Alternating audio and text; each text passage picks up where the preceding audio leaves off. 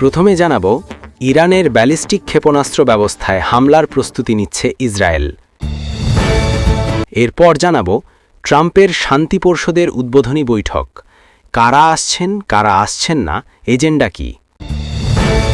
তারপর জানাবো ফিলিস্তিনিরা নিজেরাই একে অপরকে হত্যা করেন, দাবি ইসরায়েলি মন্ত্রীর।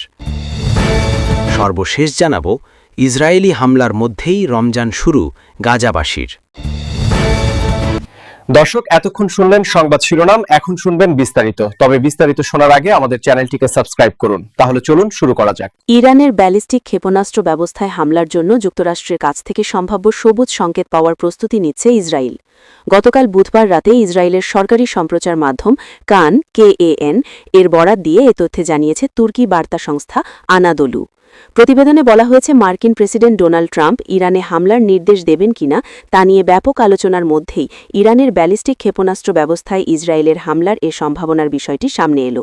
এদিকে ইসরায়েলি দৈনিক হারেটস জানিয়েছে গত 24 ঘণ্টায় ইসরায়েলি নিরাপত্তা বাহিনীর মূল্যায়নে দেখা গেছে ওয়াশিংটন ও তেহরানের মধ্যে সাম্প্রতিক আলোচনার পর ইরানে মার্কিন হামলার আশঙ্কা আগের চেয়ে বেড়ে গেছে। সুইজারল্যান্ডের দাভোসে বিশ্ব অর্থনৈতিক পরিষদের বার্ষিক বৈঠকের ফাঁকে শান্তি পর্ষদের স্বরূপ উন্মোচন করেন মার্কিন প্রেসিডেন্ট ডোনাল্ড ট্রাম্প। 22 জানুয়ারি 2026 ফাইল ছবি AFP। যুক্তরাষ্ট্রের ওয়াশিংটনে আজ বৃহস্পতিবার ডোনাল্ড ট্রাম্পের স্বঘোষিত বোর্ড অফ পিস বা শান্তি পর্ষদের উদ্বোধনী বৈঠক অনুষ্ঠিত হতে যাচ্ছে। বৈঠকে সদস্য রাষ্ট্রগুলোর প্রতিনিধিদের উপস্থিতিতে গাজা পুনর্গঠনের কৌশল ও অর্থায়নের পরিকল্পনা ঘোষণা করবেন মার্কিন প্রেসিডেন্ট। ওয়াশিংটনের US ইনস্টিটিউট অফ পিসে শান্তি পর্ষদের এ বৈঠক অনুষ্ঠিত হবে। যুক্তরাষ্ট্রের পশ্চিমা মিত্ররা এ পর্ষদ থেকে নিজেদের কিছুটা সতর্ক দূরত্ব রাখলেও মধ্যপ্রাচ্যের বেশ কিছু দেশ এতে যোগ দিচ্ছে। নিজের মালিকানাধীন সামাজিক যোগাযোগ মাধ্যম ট্রুথ সোশ্যালে দেওয়া এক পোস্টে ট্রাম্প এ পর্ষদের অসীম সম্ভাবনার প্রশংসা করে লিখেছেন, শান্তি পর্ষদ ইতিহাসের সবচেয়ে প্রভাবশালী আন্তর্জাতিক সংস্থা হিসেবে প্রমাণিত হবে। ট্রাম্প নিজেই এ পর্ষদের আজীবন চেয়ারম্যান। তবে সমালোচকেরা এ পর্ষদকে ট্রাম্পের সাম্রাজ্যবাদী এজেন্ডা হিসেবে আখ্যায়িত করেছেন। অনেক বিশ্লেষক মনে করছেন এ পর্ষদ কার্যত জাতিসংঘকে চ্যালেঞ্জ জানাতেই তৈরি করা হয়েছে। পর্ষদে কারা থাকছেন কারা থাকছেন না। সমালোচকেরা এ পর্ষদকে ট্রাম্পের সাম্রাজ্যবাদী এজেন্ডা হিসেবে আখ্যায়িত করেছেন। অনেক বিশ্লেষক মনে করছেন এ পর্ষদ কার্যত জাতিসংঘকে চ্যালেঞ্জ জানাতেই তৈরি করা হয়েছে। উদ্বোধনী বৈঠকের এজেন্ডা। উদ্বোধনী বৈঠকের প্রধান লক্ষ্য হল গাজা পুনর্গঠন পরিকল্পনা। ইসরায়েলের গণহত্যামূলক যুদ্ধে গাজা বর্তমানে ধ্বংসস্তূপে পরিণত হয়েছে, যে যুদ্ধে স্বয়ং যুক্তরাষ্ট্র কূটনৈতিক ও সামরিক সমর্থন দিয়ে আসছে। পর্ষদের সদস্য রাষ্ট্রগুলোর কাছ থেকে গাজার মানবিক ও পুনর্গঠন প্রচেষ্টায় $5 বিলিয়ন বা $500 কোটি তহবিলের ঘোষণা আসতে পারে বলে মনে করা হচ্ছে। এছাড়াও গাজায় শান্তি বজায় রাখতে একটি আন্তর্জাতিক স্থিতিশীলতা বাহিনী গঠনের বিষয়েও বিস্তারিত আলোচনা হবে। গত বছর ঘোষিত ট্রাম্প প্রশাসনের 20 দফা শান্তি পরিকল্পনার অংশ হিসেবে এ বাহিনী গাজায় আইন শৃঙ্খলা রক্ষার দায়িত্ব পালন করবে। এ পরিকল্পনায় গাজায় পর্যায়ক্রমে যুদ্ধবিরতি, ফিলিস্তিনি স্বাধীনতাকামী সংগঠন হামাসের নিরস্ত্রীকরণ এবং অন্তর্বর্তী সময়ে গাজা শাসনের জন্য একটা বিশেষজ্ঞ শাসন কাঠামো গঠনের প্রস্তাব দেওয়া হয়েছে। গত মাসে সুইজারল্যান্ডের দাভোসে বিশ্ব অর্থনৈতিক পরিষদের বার্ষিক বৈঠকের ফাঁকে আনুষ্ঠানিকভাবে এ শান্তি পর্ষদ স্বরূপ উন্মোচন করা হয়েছে। সেখানে ট্রাম্পের জামাতা ও পর্ষদের নির্বাহী সদস্য জ্যারেড কুশনার গাজা পুনর্গঠনে একটা চকচকে রূপরেখা তুলে ধরেন। এর মধ্যে গাজা উপত্যকাকে সমুদ্র সৈকতের অবকাশ যাপন কেন্দ্র হিসেবে গড়ে তোলা এবং সেখানে বহুতল ভবন নির্মাণের পরিকল্পনা ছিল। তবে ফিলিস্তিনি অধিকার রক্ষা গোষ্ঠীগুলো একে সাম্রাজ্যবাদী পরিকল্পনা বলে ব্যাখ্যা করেছে। 15 ফেব্রুয়ারি ট্রাম্প ট্রুথ সোশ্যালে জানান, শান্তি পর্ষদের সদস্য রাষ্ট্রগুলো গাজাবাসীর নিরাপত্তায় এবং গাজায় শান্তি বজায় রাখতে আন্তর্জাতিক স্থিতিশীলতা বাহিনী এবং স্থানীয় পুলিশের জন্য হাজার হাজার কর্মী নিয়োগে প্রতিশ্রুত হয়েছে। ইসরায়েলি তাণ্ডবে গুড়িয়ে যাওয়া গাজা উপত্যকা এবং অধিকৃত ওয়েস্ট ব্যাংকে ধ্বংসযজ্ঞ চালানোর পর ফিলিস্তিনি ভূমিখণ্ড পুনর্গঠন করা একটি বিশাল কাজ। জাতিসংঘ মনে করছে এ কাজে প্রায় $70 বিলিয়ন বা $7,000 কোটি প্রয়োজন। প্রাথমিকভাবে মধ্যপ্রাচ্যে স্থিতিশীলতা আনার কথা থাকলেও এখন এ পর্ষদ বিশ্বজুড়ে দ্বন্দ্ব সংঘাত নিরসনের পরিকল্পনা করছে। ট্রাম্প তার পোস্টে আরও বলেন, এ পর্ষদ গাজার নাগরিকদের জন্য একটা সাহসিক দৃষ্টিভঙ্গি উপস্থাপন করবে এবং শেষ পর্যন্ত গাজার গণ্ডি ছাড়িয়ে বিশ্ব শান্তি নিশ্চিত করবে। উদ্বোধনী বৈঠকে কারা আসছেন কারা আসছেন না। হোয়াইট হাউস 50টি দেশের প্রতিনিধিকে এ বৈঠকে যোগ দেওয়ার আমন্ত্রণ জানালেও এ পর্যন্ত 35টি দেশের নেতা আগ্রহ দেখিয়েছেন। অন্তত 14টি দেশের নেতা এই আমন্ত্রণ প্রত্যাখ্যান করেছেন। ইউরোপের দেশগুলো এ পর্ষদ নিয়ে বিভক্ত, বিশেষ করে ট্রাম্পের প্রেসিডেন্সি শেষ হবার পরও তিনি এটির চেয়ারম্যান থাকবেন কিনা তা নিয়ে বিতর্ক রয়েছে। ইউরোপীয় ইউনিয়ন জানিয়েছে তারা পর্ষদে যোগ দিচ্ছে না এবং ইউএর কমিশনের president Ursula von der Leyen বৃহস্পতিবারের আমন্ত্রণ ফেরত দিয়েছেন। ইউক্রেন যুদ্ধ চলাকালীন পুতিনকে সদস্য হওয়ার আমন্ত্রণ জানা নয়, ইউরোপীয় দেশগুলোর জন্য বিষয়টি আরও জটিল হয়ে উঠেছে, যদিও পুতিন পর্ষদে যোগ দেওয়ার বিষয়ে এখনও কোনো সিদ্ধান্ত নেননি।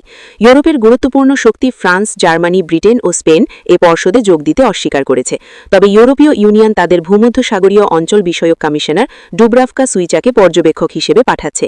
একজন মুখপাত্র বলেছেন, পর্ষদের কার্যকাঠামো নিয়ে প্রশ্ন থাকলেও গাজার শান্তি পরিকল্পনা বাস্তবায়নে যুক্তরাষ্ট্রের সঙ্গে কাজ করবে ইইউ।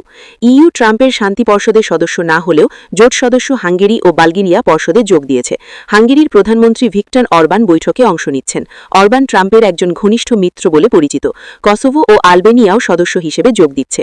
বৈঠকে ইটালি, সাইপ্রাস, গ্রিস ও রোমানিয়া পর্যবেক্ষক পাঠাচ্ছে।